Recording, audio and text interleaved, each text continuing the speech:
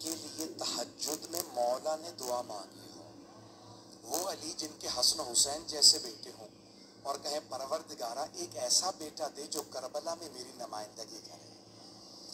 اللہ جانتا ہے نا کہ وہ علی جو مشکل کشا ہو، آج علی مانگ رہے ہیں، اب اللہ نے علی کے حساب سے عطا کیا۔ جب عطا کیا تو کہا علی میں آپ کو عباس دوں گا۔ عزیزان گرامی، جیسے ہی جناب امیر نے آغوش میں لیا تو جناب عباس نے انگڑائی لی، تو مولا نے فوراً کہا ہذا عباس، یہ عباس ہے۔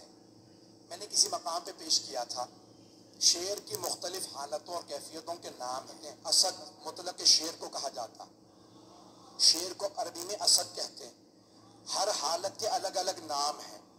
زرغام کہتے ہیں جو چیر پھاڑ کرنے والا شیر،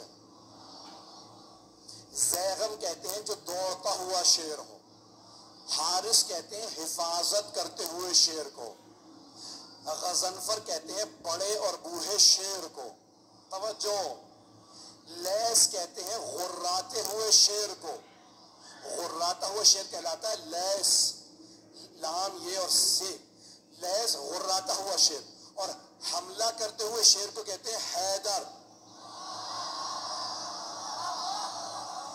حملہ کرتا ہوا شیر حیدر۔ اور عباس کس شیر کو کہتے ہیں؟ تو میں نے لغت میں دیکھا تو مختلف معنی لکھے تھے، ایک جگہ لکھا ہے انگڑائی لیتے ہوئے شیر کو عباس کہتے ہیں، توجہ، دوسری لغت میں لکھا تھا، فیروز اللغات میں لکھا تھا عباس اس شیر کو کہتے ہیں جس سے شیر فرار کرے۔ اللہ کے شیر نے کہا یہ عباس ہے، بھئی عباس کوئی عام شیر نہیں، شیر خدا کا شیر ہے۔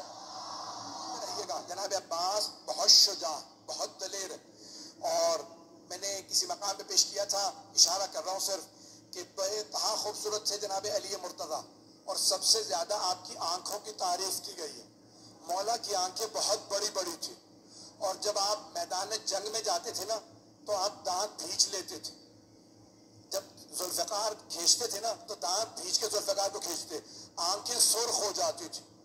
اکثر لوگ آپ کی آنکھوں کو دیکھ کے وہی مر جاتے تھے۔ مولا علی آنکھوں سے دشمن کو کھا لیتے تھے، بڑے بڑے سورما کا پتا پانی ہو جاتا تھا۔ جناب امیر کی وہی آنکھیں جناب عباس کے پاس تھی۔ جناب عباس بھی مولا کی طرح نقاب رکھ کے میدان میں اترتے تھے، مولا بھی نقاب اپنا تحت الحنک نکالتے تھے، اپنے امامے میں سے تحت الحنک نکالتے تھے اور میدان میں جاتے تھے۔ جناب عباس صفین میں صرف 13 برس کے تھے، اگر سننا چاہیں پڑھوں، 13 برس کے تھے صفین میں۔ تو ایک مرتبہ جناب عباس علیہ السلام جناب امیر کی زرہ پہن کے مولا کی سواری پہ سوار ہوئے، مولا کی تلوار لی، میدان میں گئے۔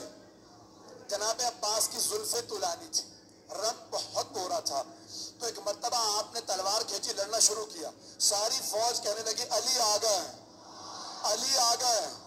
تو دوسرے پوچھتے پتہ کیسے؟ کہ آنکھیں وہی ہیں، تیور وہی ہیں۔ چلیے گا، تو ایک مرتبہ جناب امیر سے کسی نے آگے کہا مولا آپ یہاں ہیں؟ وہاں میدان جنگ میں ہر آدمی نے شور مچا رکھا ہے علی آ گئے، علی آ گئے۔ مولا مسکرائے، کہا لڑنے والے سے کہو علی نے بلایا۔ جناب عباس سے کسی نے کہا آپ کو علی نے بلایا، آپ نے نقاب نہیں اتارا۔ ایک مرتبہ سواری سے اترے، بس مولا کا نام آنا تھا، گھوڑے سے اترے، ہاتھ میں تلوار تھی، خون بہ رہا تھا تلوار سے، چہرے پہ ابھی بھی نقاب تھا۔ جیسے ہی جناب عباس کو آتا دیکھا نا تو جناب عباس کے سیاہ امامے پہ سیاہ بال چہرے پہ آئے ہوئے تھے، رنگ گورا تھا۔ مولا نے دور سے دیکھے کہا ھذا قمر بنی ہاشم، ھذا قمر بنی ہاشم، یہ بنی ہاشم کا چاند ہے۔ عزیزان گرامی، جس گھر میں ایک ہی خوبصورت ہو تو خاندان والے سارے القاب اسے دے دیتے ہیں۔ نہیں پہنچا سکا کہ بھئی یہ خوبصورت ہے، یہی چاند ہے، یہی سورج ہے، یہی ستارے، سب کچھ یہی ہے. اور اگر کسی خاندان میں سبھی خوبصورت ہوں، اب پہنچ رہی ہے وہاں، سبھی خوبصورت ہوں، کوئی حمزہ ہو، کوئی جعفر طیار ہو، رسول خدا علی مرتضی، امام حسن و حسین کے تو نام ہی حسن سے نکلے ہیں، بہت خوبصورت تھے. جہاں سبھی خوبصورت، وہاں جناب امیر فرما رہے ھذا قمر بنی ہاشم. اب سوچیں کتنے خوبصورت ہوں گے. صرف آنکھیں نہیں، ناک جناب عباس کا، آپ کی پیشانی، لب، آپ کے بازو، آپ کا قد، ہر چیز دیکھنے سے تعلق رکھتی تھی. جو ایک دفعہ دیکھتا تھا وہ واپس آ کے پوچھتا تھا کون ہے. جب جناب عباس مدینے کے بازار میں جاتے تھے، بازار رک جاتا تھا. جناب زینب کو کسی نے کہا جب آپ کا بھائی جاتا بازار رک جاتا. جناب زینب نے بولا کہ بھیا آج کے بعد سے چہرے پر نقاب رکھنا. کہ بی بی جیسا آپ کا حکم. کہ بھیا کہیں نظر نہ لگ جائے.